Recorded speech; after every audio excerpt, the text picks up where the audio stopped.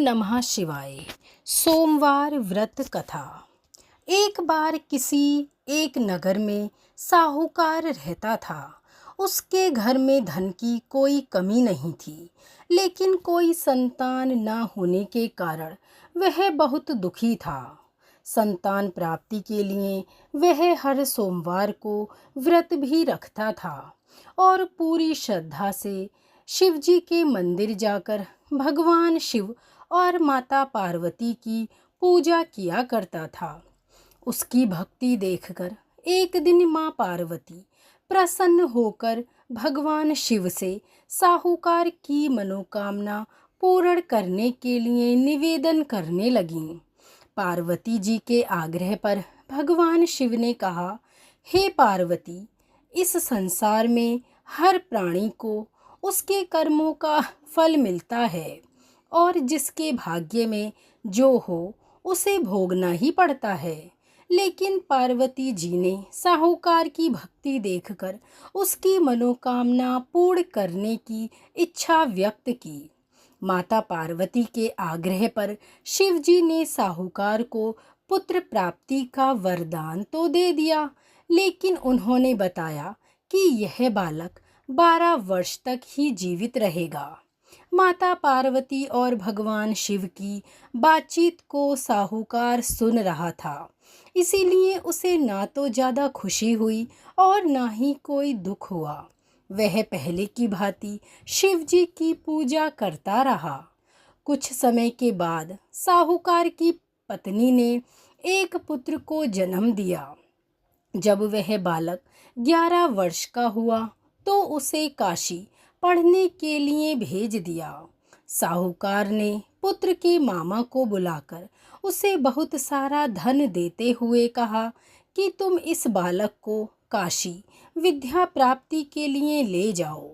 तुम लोग रास्ते में यज्ञ कराते जाना और लोगों को, ब्राह्मणों को भोजन और दक्षिणा देते हुए जाना। दोनों मामा भांजे इसी तरह यज्ञ कराते और ब्राह्मणों को दान दक्षिणा देते काशी नगरी निकल पड़े। इस दौरान रात में एक नगर पड़ा जहां नगर के राजा की कन्या का विवाह था, लेकिन जिस राजकुमार से उसका विवाह होने वाला था वह एक आँख से काना था।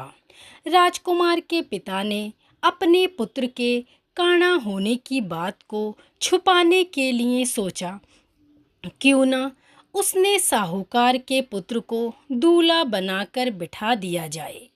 उसने साहूकार के पुत्र को दूल्हा बनाकर राजकुमारी से विवाह करा दिया। विवाह के बाद इसको धन देकर विदा कर दूंगा, ऐसा सोचा और राजकुमारी को अपने नगर ले जाऊंगा।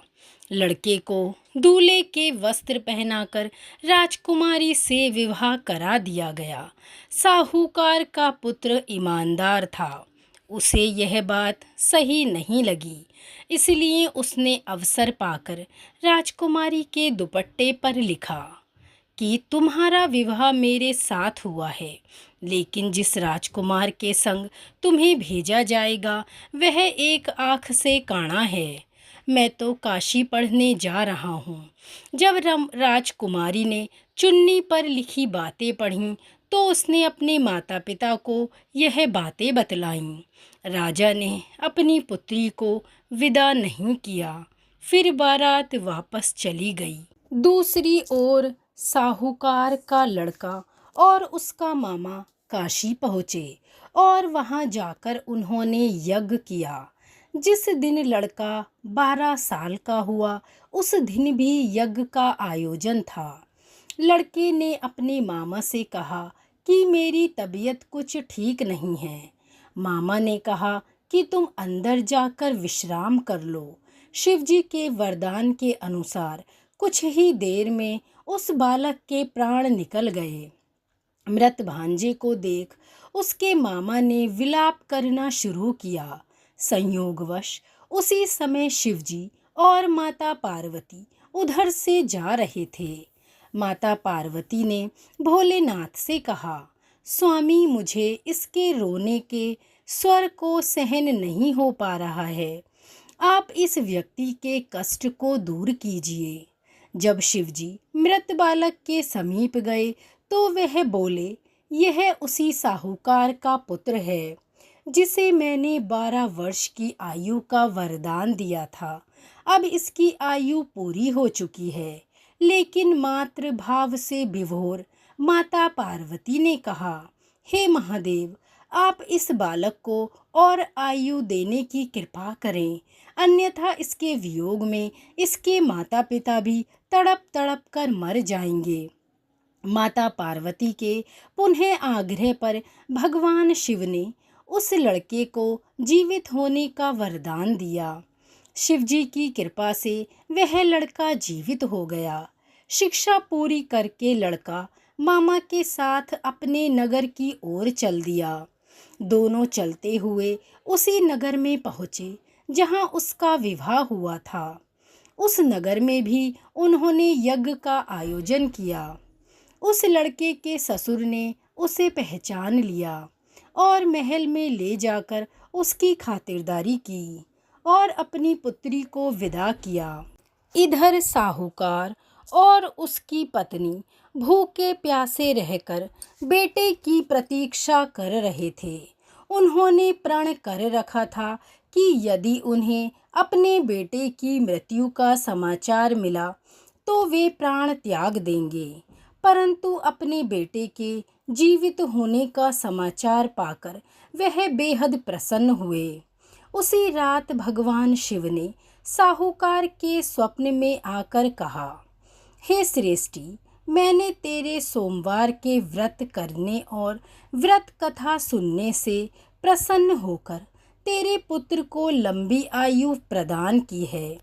इसी प्रकार जो कोई सोमवार व्रत करता है या इस कथा को प्रेम पूर्वक सुनता और सुनाता है और या फिर वह इसे पढ़ता है, उसके सभी दुख दूर होते हैं और सभी मनोकामनाएं मेरी कृपा से पूर्ण होती हैं। इसी प्रकार सोमवार के व्रत से भक्तगणों की हर मनोकामनाएं पूर्ण होती हैं। बोलिए शिव पार्वती की जय। सोमवार व्रत की जय।